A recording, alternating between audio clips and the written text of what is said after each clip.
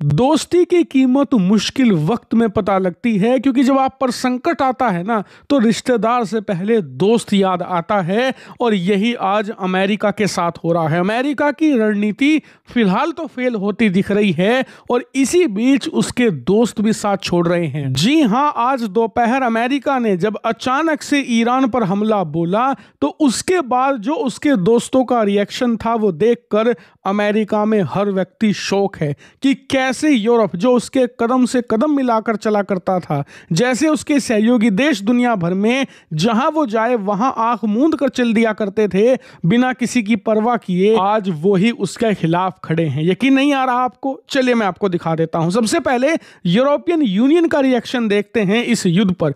European union की जो chief हैं उर्सुला वॉन, उन्होंने बयान दिया है कि इस पूरी डेवलपमेंट से हम बहुत ज्यादा कंसर्न हैं और हम चाहते हैं कि यहां पर अंतरराष्ट्रीय कानूनों का उल्लंघन ना हो, दोनों देश एक दूसरे के साथ संयम बरते और इस युद्ध को अभी खत्म करें।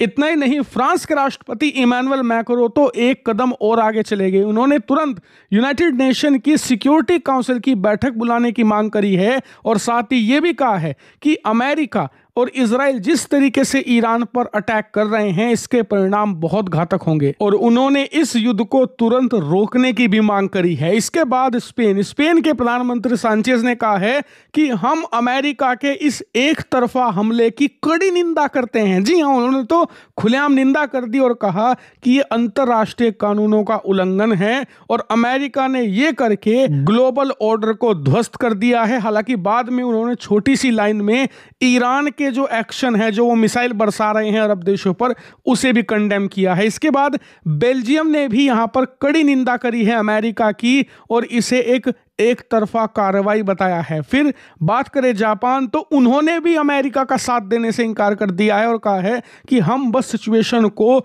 बहुत ही करीबी से मॉनिटर कर रहे हैं, हम चाहते हैं कि मामला ज्यादा ना बढ़े। इसके अलावा जर्मनी का भी यही रिएक्शन है, बल्कि ये कहिए मेजॉरिटी यूरोपियन देशों का यही रिएक्शन देखने को मिल रहा है। इसके अलावा रशिया, क्यूबा वगैरह तो इसकी निंदा कर ही रहे हैं। वहीं लैटिन अमेरिकी देशों में अर्जेंटीना को छोड़कर सारे के सारे देश अमेरिका के खिलाफ खड़े हैं। लेकिन एशिया के अंदर इंटरेस्टिंग चीज है, एशिया में ना अरब देश, जी हां, जो मुस्लिम कंट्री हैं वो ही यहां पर अमेरिका का साथ दे रहे हैं और ईरान के खिलाफ हैं। बाकी सारे एशिया के देश अमेरिका के खिलाफ खड़े हैं और कहीं ना कहीं ईरान के साथ सॉलिडरिटी दिखा रहे हैं। हालांकि भारत का रिएक्शन अभी क्लियर नहीं हुआ है, लेकिन अगर आप देखना चाहें तो मेजॉरिटी वर्ल्ड की जो कंट्रीज हैं सब अमेरिका के इस हमले की कड़ी निंदा कर रहे हैं। हालांकि आपका सवाल होगा कि यार सब अमेरिका का विरोध कर रहे हैं, क्या कोई साथ नहीं दे रहा? तो है कुछ गिने चुने देश जैसे कि कनाडा,